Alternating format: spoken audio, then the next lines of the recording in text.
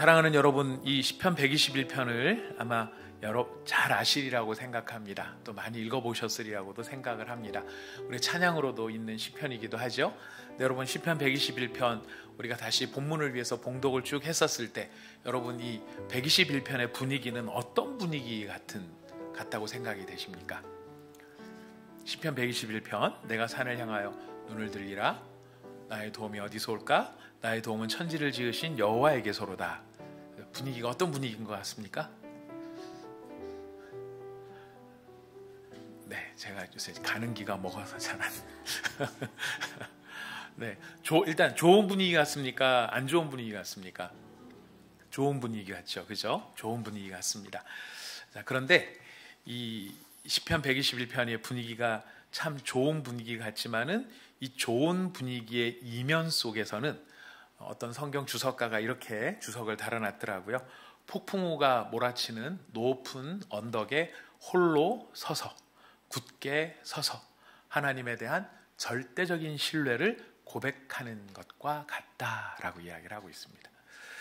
우리가 그냥 읽을 때는 참 우리 마음속에 뭔가 좀 행복하고 든든하고 막 이런 느낌이 드는데, 실제로 이 시편 121편의 분위기는 비장한 감이 있다라는 것이죠. 폭풍우가 몰아치는 높은 언덕에 굳게 서서 하나님에 대한 절대적인 신뢰를 고백하는 것. 금방이라도 날아갈 것 같고, 금방이라도 어떻게 될 것 같고, 금방이라도 저 강한 바람 속에 뭔가 정말 강력한 쇠꼬챙이나 나무 이렇게 등걸이나 이런 게 날아와서 나를 퍽 칠 것 같은 그런 허리케인 혹은 토네이도, 이런 한가운데에 놓여 있는, 그러나 그럼에도 불구하고 하나님에 대한 절대적인 신뢰를 고백하는 것. 사람의 힘으로는 감당할 수 없는 인생의 위기 앞에서 고요하고 담대하게 주님에 대한 확신을 고백하고 있다라고 다른 또 주석가는 이야기를 하고 있습니다. 사람의 힘으로 감당할 수 없는 인생의 위기 앞에서 고요하고 담대하게 주님에 대한 확신을 고백하는 것. 그 담대함, 고요함 속에 내적인 절대적인 안정감이 있고요. 어떤 상황에서도 흔들리지 않는 신뢰가 있는 것이죠. 바로 하나님을 향한 내면에 흔들리지 아니하는 안정감, 그것으로 말미암아 누릴 수 있는 성도의 유익함은 바로 평온함과 달콤함이라고 이야기를 합니다. 평온함과 달콤함. 환경은 태풍의 한가운데 있고, 상황은 정말 토네이도가 몰아치는 이런 상황 속에 온갖 것들이 다 날아다니면서 여기에 노출되는 순간 내가 그냥 찔려 죽을 것 같은 그런 불안감이 누구에게나 들겠지만, 그 속에서, 그 태풍의 한가운데 속에서 평온함과 달콤함을 누릴 수 있는 것, 이것은 하나님을 향한 절대적인 신뢰 때문에 가능하다라는 것입니다. 그래서 이 121편, 시편 121편은 루터교에서는 세례식 때 그리고 장례식 때 이 시편을 낭송한다고 합니다. 우리는 그냥 참 이렇게 사연들을 이렇게 놓고 보면, 스토리들을 보면은 그럴 법하다라는 것들이 느껴지죠. 그냥 읽었을 때는 참 그냥 분위기 좋은 분위기 같은데, 이런 좋은 분위기가 왜 필요한가? 이 좋은 분위기가 어떤 상황 속에서 우리 귀에 들려지는가? 바로 하나님 앞에 새로운 사람이 되었다. 세례식은 그거죠. 저는 예수 그리스도와 연합하여서 어떤 순간 어떤 상황에도 내 내면에는 항상 그리스도가 계시기 때문에 그 그리스도로 말미암아 저는 흔들리지 아니합니다. 제게는 평온함이 있고 제게는 예수 그리스도로 말미암은 달콤함이 있습니다. 그래서 세례식 때 고백을 하게 되는 것 같고요. 장례식 때 모든 인생을 마치고 주의 나라 가운데로 들어갈 때에 또 이 시편을 낭송을 한다. 저는 시편 23편을 주로 장례식 때 쓰거나 또 신방 갈 때 또 말씀을 증거를 하거나 그러는데, 루터교에서는 121편을 쓴다고 합니다. 자, 이런 말씀에 근거하여서 우리에게 신약과 연결지어 보면 마태복음 28장 20절 말씀이 있습니다. 아마 제가 성경 구절을 안 드려서 우리 방송실에서 찾지 못했을 텐데요. 우리 성경책을 한번 찾아보실까요? 유명한 말씀입니다. 마태복음 28장 20절 말씀. 마태복음 28장 20절 말씀. 우리가 우리 방송실에서 금방 찾았네요. 자, 기왕 찾으신 김에 18절부터 보여주실 수 있을까요? 18절 말씀부터. 아주 유명한 말씀이죠. 읽어봅시다. 시작. 예수께서 나와 말씀하여 이르시되 하늘과 땅의 모든 권세를 내게 주셨으니 그러므로 너희는 가서 모든 민족을 제자로 삼아 아버지와 아들과 성령의 이름으로 세례를 베풀고 내가 너희에게 분부한 모든 것을 가르쳐 지키게 하라. 볼지어다 내가 세상 끝날까지 너희와 항상 함께 있으리라 하시니라. 아멘. 여러분, 18절부터 20절까지의 말씀 중에서 가장 중요한 단어, 중요한 말씀을 골라라, 꼽아라 하신다 그러면은 여러분들은 어떤 걸 꼽으시겠습니까?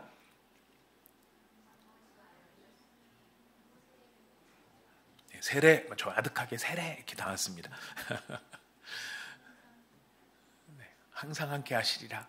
항상 함께 하시라 나왔습니다. 저 앞에 제자를 삼아 이런 건 안 나오시나요?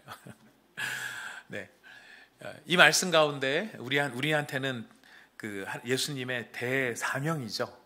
우리 교회가 이 땅에 존재하는 동안에 해야 될 일, 성도들이 이 땅을 살아가면서 해야 될 가장 중요한 일이 바로 제자를 삼는 사역입니다. 그런데 제자를 삼는 사역, 이 모든 사역들을 분부하시면서 명령하시면서 주님이 주신 약속이 있죠. 우리가 의지하는 것은 바로 그 약속입니다. 약속이 무엇입니까? 내가 세상 끝날까지 너희와 항상 함께 있으리라. 여러분, 제자 삼는 사역이 쉬운 사역일까요? 전도하는 일이 쉬운 일입니까? 절대 쉽지 않습니다. 우리는 제자를 삼아라 하니까 정말 깃발을 높이 들고 여호수아처럼 담대히 나가는 그런 마음으로 나가지만 삶의 현장에 들어가서 예수님을 증거하고 예수를 믿는 믿음을 따라 살다 보면 우리는 환영을 받고 박수를 받고 이런 것보다는 조롱과 멸시를 당할 때도 많이 있습니다. 좋은 이야기 할 때 다 좋은데 예수 얘기만 꺼내면 그냥 손사래를 치는 그런 경우들이 있을 때도 많습니다. 인격적으로 참 모욕이 될 때도 있고 마음에 낙심이 될 때도 있습니다. 오랫동안 전도를 했는데도 불구하고, 오랫동안 기도를 했는데도 불구하고 여전히 예수의 옛자만 꺼내도 파르르 하는 그런 모습을 볼 때에 우리의 마음이 무너질 수 있습니다. 자, 그런데 예수님께서는 바로 그런 예수님의 대사명을 위해 그냥 하라라고 하는 명령만 주신 게 아니라 하라라고 하는 명령과 더불어 무엇을 주시냐면 약속을 주신다는 거예요. 그 약속이 무엇입니까? 말씀하셨습니다.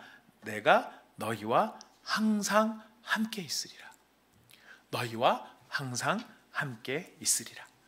여러분, 하나님이 항상 함께 계신다라고 하는 바로 이 예수님의 말씀이 구약적인 표현으로는 시편 121편이 바로 예수님의 약속을 펼쳐놓은 것과 같다라는 것입니다. 여러분, 시편 121편이 우리에게 이렇게 좀 좋게 느껴지는 이유, 여러분 쭉 읽으시면서 이 구절구절들이 참 어느 하나 버릴 게 없습니다. 물론 성경 말씀에 버릴 게 하나도 없겠지만은요. 그래도 이 구절구절들에 보면은 참 우리에게 용기를 주고 위로를 주는 말씀이에요. 근데 이 시편 121편의 가장 중요한 주제, 시편 121편을 하나로 모은다면, 한 단어로 시편 121편을 모은다면 어떤 단어가 되겠습니까? 네, 지키다라는 단어죠. 지키다. 여러분, 시편 121편에 제일 많이 나오는 단어가 지키다입니다. 지키다. 3절에 보시면 여호와께서 너를 실족하지 아니하게 하시며 너를 지키시는 이가, 4절에 보면은 이스라엘을 지키시는 이, 5절에 보면 여호와는 너를 지키시는 이, 저기 7절에 내려가면 여호와께서 너를 지켜 모든 환난을 면하게 하시며 내 영혼을 지키시리로다. 여호와께서 너의 출입을 지금부터 영원까지 지키시리로다. 지킨다. 누가 지켜줘요? 하나님이 지키신다라는 것입니다. 자, 그런데 우리는 이런 질문이 들 때가 있습니다. 이렇게 좋은 하나님을 나도 잘 믿고, 이런 정말 내적인 고요함, 태풍의 한가운데서도 흔들리지 않고 요동하지 않고 절대적으로 안정되어진 그 평온함, 이 확신, 난 이 평온함을 누리고 싶은데 이 시편 기자는 어디서 이런 확신을 갖게 되었을까? 어떻게 갖게 되었을까? 우리가 그걸 질문하지 않을 수 없습니다. 왜냐하면 우리도 그런 은혜를 누리고 싶으니까요. 근데 시편 121편은 참 재밌습니다. 우리 그 전주 우리 주일에도 생각을 했었던 것과 동일한 맥락에서 지금 이 시편에 참 재미있는 특성이 자문자답을 많이 한다라는 겁니다. 스스로 묻고 스스로 대답하는 거예요. 지금 121편 1절에 보면 내가 산을 향하여 눈을 들리라. 눈을 드는데 드는 이유가 뭡니까? 나의 도움이 어디서 올까? 왜 산을 향하여서 눈을 든다고 말을 하는 걸까요? 여러분, 우리 민족의 영사는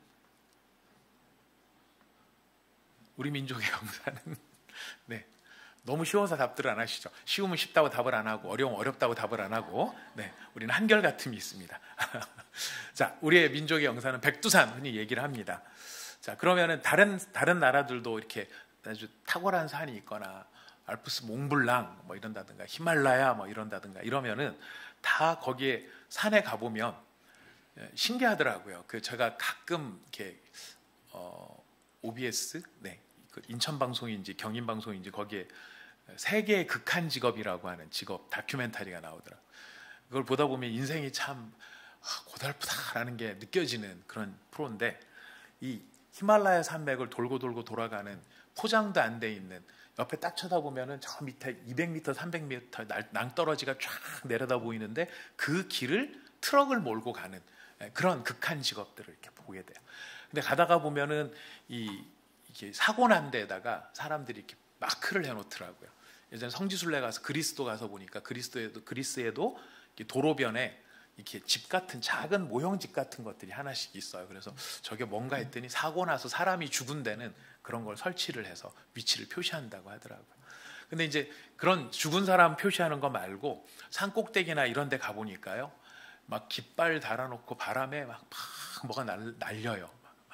이런 게 우리나라 성황당하고 비슷한 그런 게 네팔 같은 데 보니까 막 깃발들이 날리고 그러더라고요. 그거 왜 달아놓죠?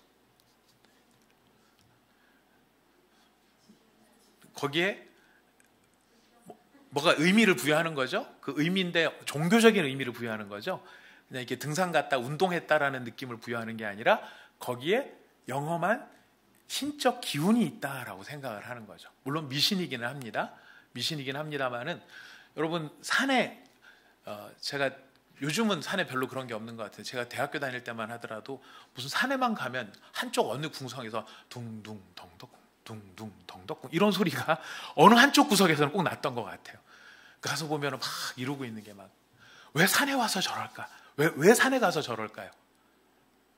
거기에 뭔가 신령한 기운이 있다라고 생각을 하는 거죠. 이거는 세계 만국의 공통적인 현상인 것 같습니다. 바로 그런 문화적 백그라운드 속에서 공동 번역은 이걸 어떻게 번역을 하고 있냐면, 내가 이 산도 쳐다보고 저 산도 쳐다보고 있습니다. 이렇게 번역을 하고 있어요. 산들기예요. 복수형이에요. 내가 산을 해서 한 산을 바라보는 게 아니라 산들, 이 산도 바라보고 저 산도 바라보는 거예요. 이유가 뭡니까? 도움이 필요한데 어느 산을 바라봐야 도움을 얻을 수 있을까? 내가 어느 산을 쳐다보면 어느 산을 쳐다본다는 게 산이 나를 도와주는 게 아니고 그 산에 머무른다라고 하는 그 신령한 어떤 무슨 기운이 나를 도와주지 않을까? 이런 바람들 속에서 많은 사람들이 이 산도 바라보고 저 산도 바라보지만, 지금 이 시편 기자는 뭐라고 답을 합니까? 나의 도움이 어디서 올까? 그랬을 때 스스로 대답을 합니다. 뭐라고 대답하느냐면, 나의 도움은 천지를 지으신 여호와에게서로다.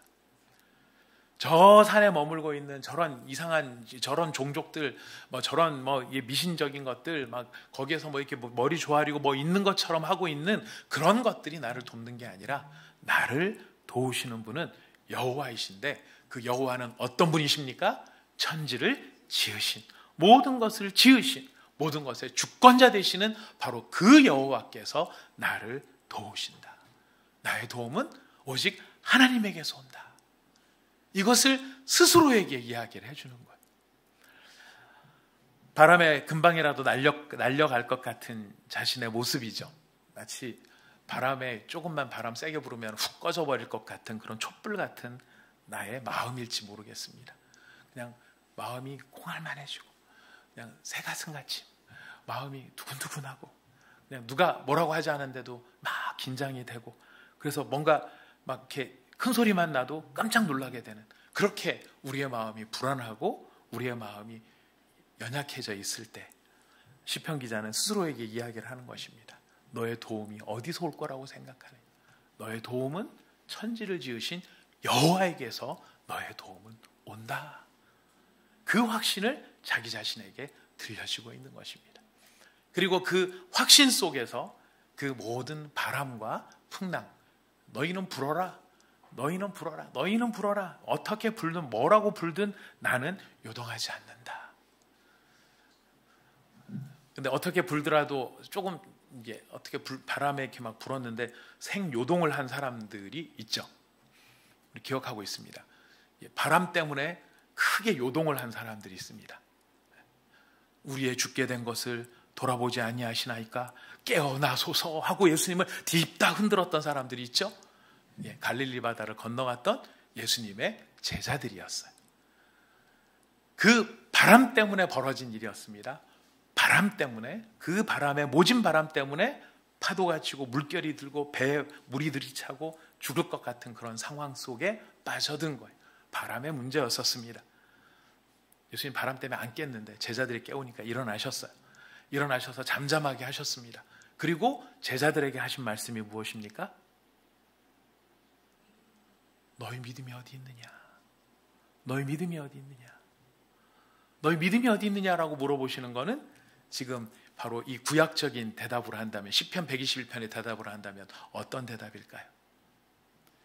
그 풍랑의 한가운데서 이 풍랑 속에 죽게 됐는데 죽게 된 나에게 뭐라고 이야기해 줄 수 있는 겁니까? 나의 도움은 천지를 지으신 여호와에게서로다. 지금 바로 그 풍랑이는 바다의 이야기를 한다면 나의 도움은 죽은 자를 살리시고 나병한 자를 고치시고 오병이어로 5,000명이나 먹이신 바로 이 예수 그리스도가 나와 함께 계시니 나는 두려움이 없도다. 이것이 믿음의 고백인 거예요. 근데 이 고백이 없으니까 예수님께서 가르쳐 주시는 것입니다. 너의 믿음이 어디 있느냐?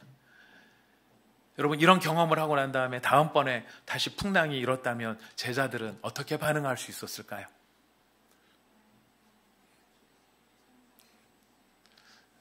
다음번에는 어떻게 반응할 수 있었을까요? 주여, 한 번입니까? 두 번입니까? 한 번은 되는데 두 번째도 또 될까요? 그때는 주님이 가라앉혀 주셨지만 주님, 두 번도 될까요? 여러분, 두 번만 되겠습니까? 세 번만 되겠습니까? 주님과 함께하면 항상 되는 것이죠. 주님 약속하신 겁니다. 내가 너희와 항상 함께 있으리라. 세상 끝날까지 항상 함께 있으리라. 우리는 신구약을 넘나들면서 나의 도움은 어디서 올까를 우리는 배우게 됩니다. 사랑하는 성도 여러분, 여러분의 도움은 어디에서 오는 것입니까?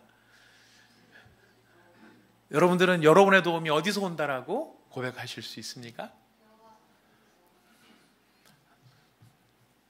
안 오세요? 얼굴 표정이 안 오는 것 같은데 여러분, 아닙니다. 바로 예수 그리스도를 믿는 믿음 안에서 주님이 우리에게 이야기하시는 것이죠.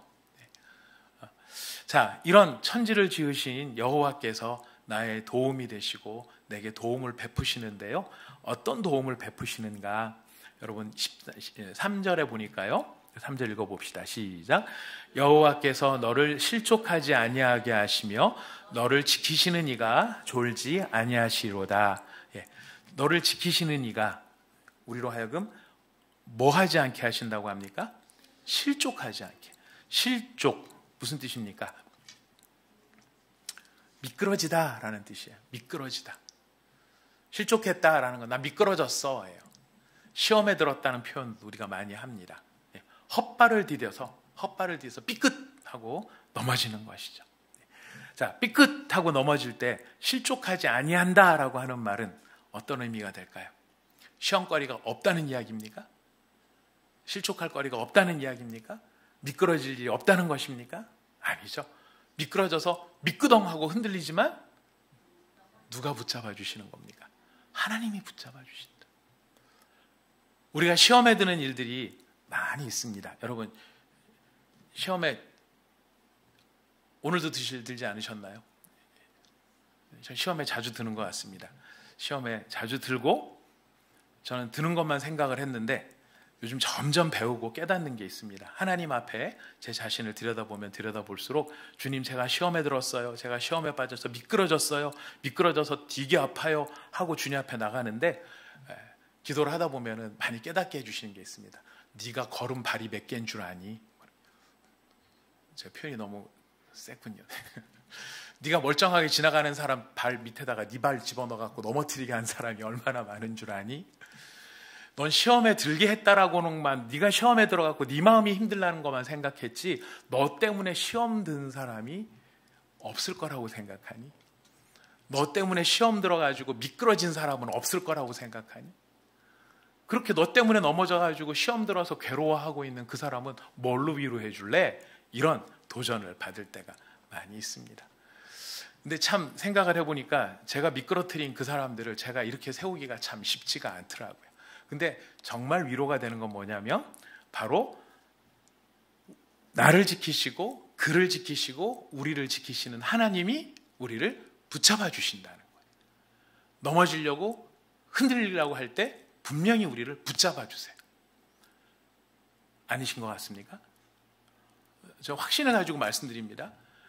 시험에 들지 않도록 우리가 미끄러지려고 할 때, 딱 넘어질 뻔할 때 하나님이 성령님께서 우리의 마음에 중심을 잡아주세요.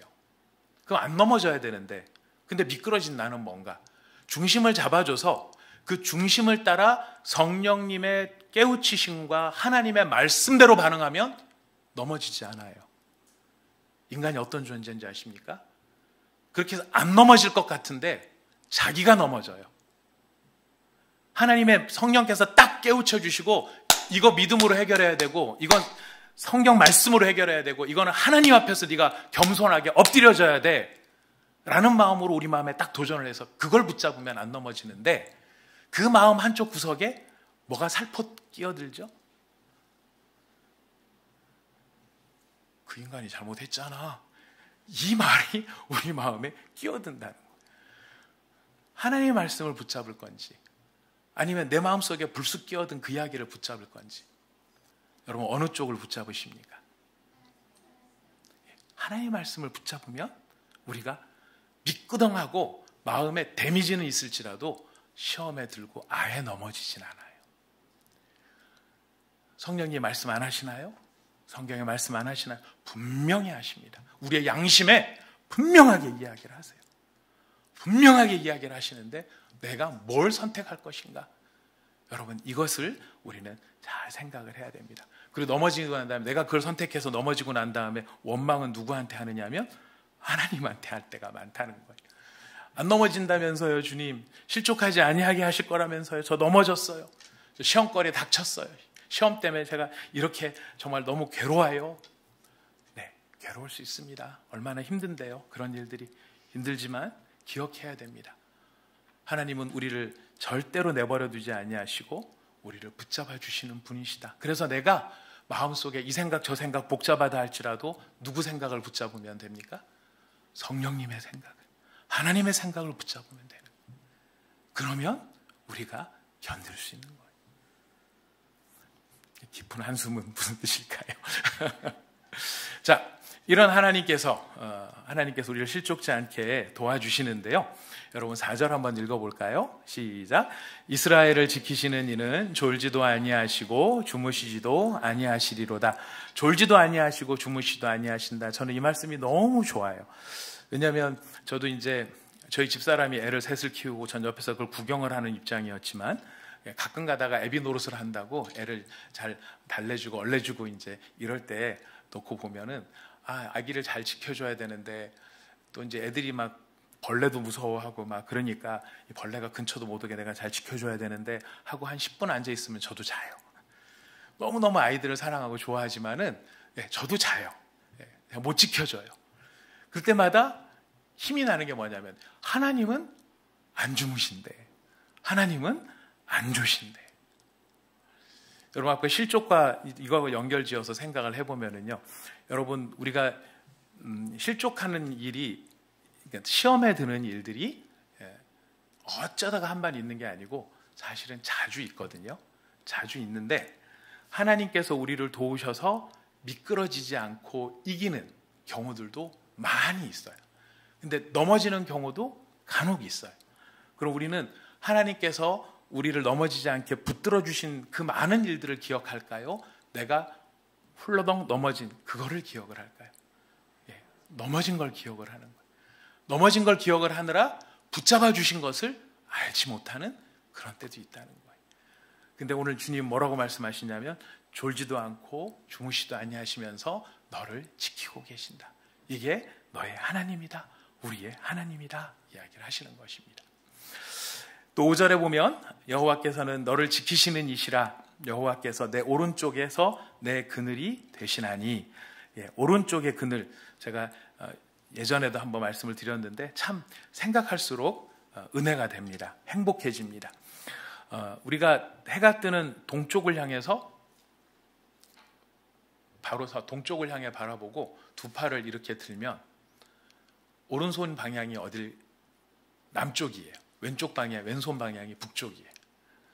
그래서 해가 뜨는 동쪽을 이렇게 바라보면서 우리가 서 있으면은 해가 남쪽을 향해서 이렇게 진행을 하거든요. 그러면은 해가 제일 높이 뜬 때가 언제겠습니까? 정남쪽이죠.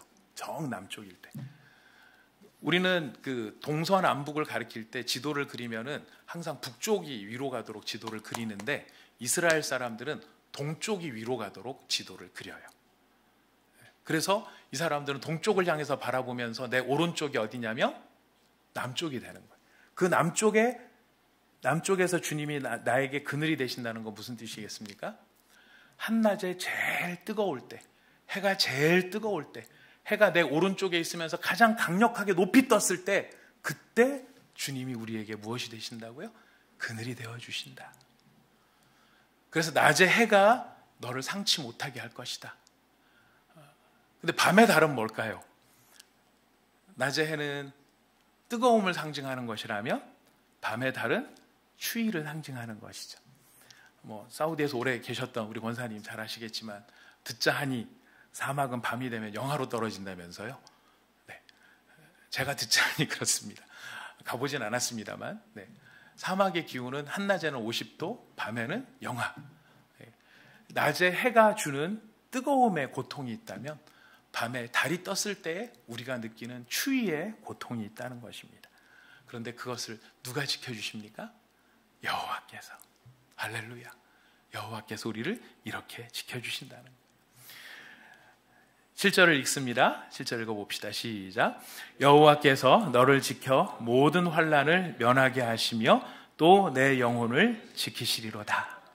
모든 환난의 이 원어를 찾아보니까 글자가 하나예요. 라라는 말입니다. 라라는 말인데 여기에 대한 단어 해석을 보니까 나쁨, 악한 것, 해로움, 불행, 재난, 참화, 해악, 이게 전부 라라는 단어 속에 있어요. 이 모든 환난, 근데 여러분 우리 지난주 주일날 103편 우리가 설교 말씀을 들을 때 103편 5절이 좋은 것으로 내 소원을 만족하게 한다라는 표현이 있었죠. 그 좋은 것이 뭐냐면 토브라고 하는 말인데 토브의 반대말이 라인 거예요. 그러니까 하나님은 내 마음의 소원의 만족을 위해서 온통 다 좋은 것으로 우리에게 베풀어 주시는데 이 하나님이 주시는 것이 아닌 이 모든 환난이 우리에게 다가올 때 그 모든 환난을 모든 환난에서부터 우리를 지켜주시는 분이 누구이시다? 여호와이시다. 그리고 내 영혼을 지켜주신다.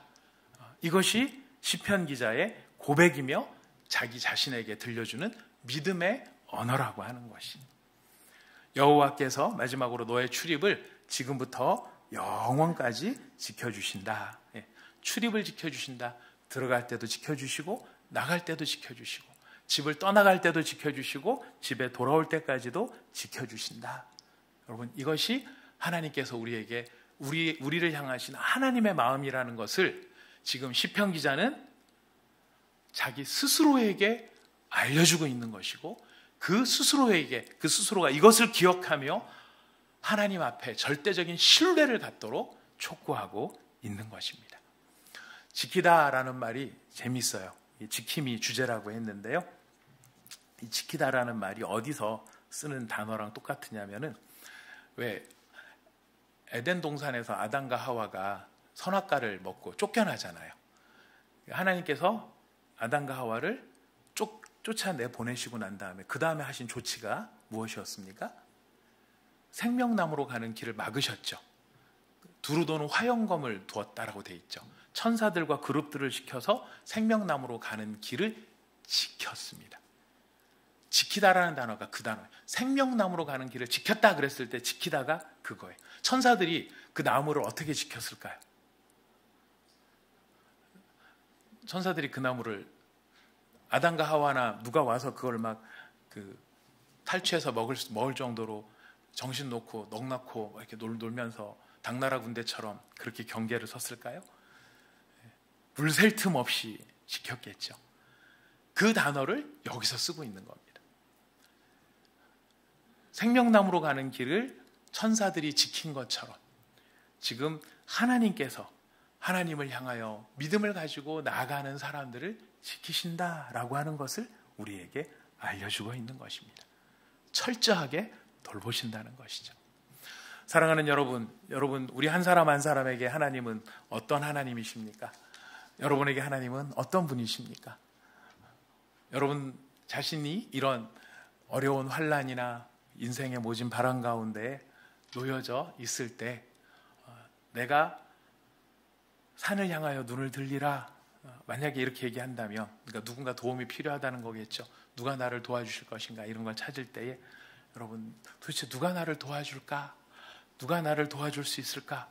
이런 질문이 우리 가운데 든다면 우리는 뭐라고 대답할 수 있겠습니까?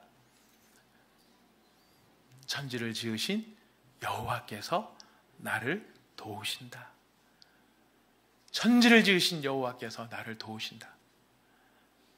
여러분, 이런 참 위대한 믿음의 선포를 저희가 듣고 있는데 제가 이렇게 힘아가리 없이 말씀을 전하면 아니 되겠지요.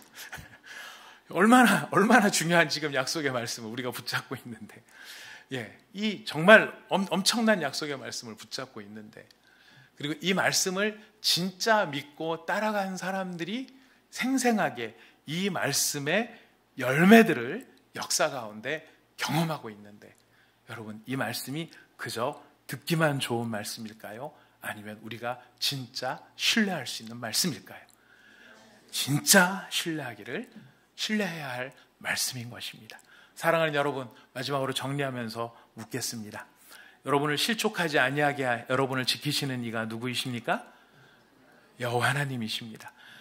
여러분 졸지도 않고 주무시지도 않으면서 우리를 지켜주시는 분이 누구이십니까? 여호와 하나님이십니다. 한낮에 가장 태양이 뜨거울 때 바로 그 태양을 가리워 주시며 우리를 지켜주시는 분이 누구이십니까? 여호와 하나님이신 겁니다. 모든 환난을, 모든 악한 것들을 면하게 하시며 내 영혼을 지켜주시는 분이 누구이십니까? 여호와 하나님이십니다. 마지막으로 우리 대답해 봅시다. 나의 출입을 내가 들어갈 때나 나갈 때나 앉았을 때나 섰을 때나 변함없이 지금부터 영원까지 나를 지켜주실 분이 누구이십니까? 여호와 하나님이십니다.